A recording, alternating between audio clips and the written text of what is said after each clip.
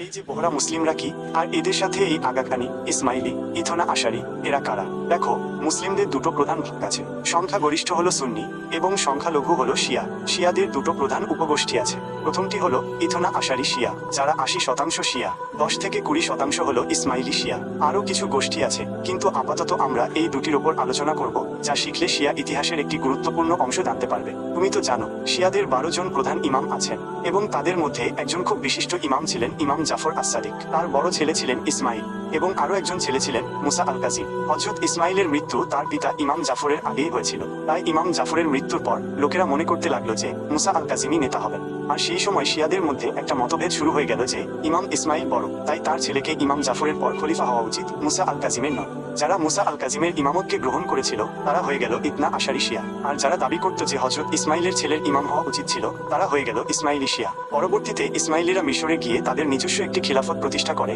যাকে ফাতিমি খিলাফত বলা হয়, এবং এই খিলাফত বেশ দীর্ঘ সময় ধরে চলেছিল। পরবর্তীতে তাদের মধ্যেও দুটি দল তৈরি হয়। খলিফা হয়েছিলেন মুস্তালি বিল্লাহ এবং তার ভাই ছিলেন নিজার। নিজার মুস্তালির বিরুদ্ধে বিদ্রোহ করেন। নিজারের সমর্থকরা পরবর্তীতে আগাখানি শিয়া হন, এবং মুস্তালির সমর্থকরা পরবর্তীতে বোহরা শিয়া সম্প্রদায় তৈরি করেন। আগাখানিরা তাদের আধ্যাত্মিক নেতাকে ইমাম বলেন, যিনি বর্তমানে প্রিন্স আগা খান চতুর্থ, এবং তিনি লিসবন থেকে কাজ করেন। আর বোহরিরা তাদের আধ্যাত্মিক নেতাকে দাই আল মুত্তালাক বলেন। তাদের উপাধি হয় সাইয়েদিনা, এবং বর্তমান দাই আল মুত্তালাক হলেন সাইয়েদিনা মুফদাল সাইফুদ্দিন। সবচেয়ে জনপ্রিয় ছিলেন সাইয়েদিনা বুরহানুদ্দিন। আন্ডারটেকারও তার সঙ্গে দেখা করতে গিয়েছিল। তাহলে যদি তাদের সাম্রাজ্য মিশরে থাকত, তাহলে আজকাল তাদের প্রধান দলগুলো ভারতে এলো কিভাবে?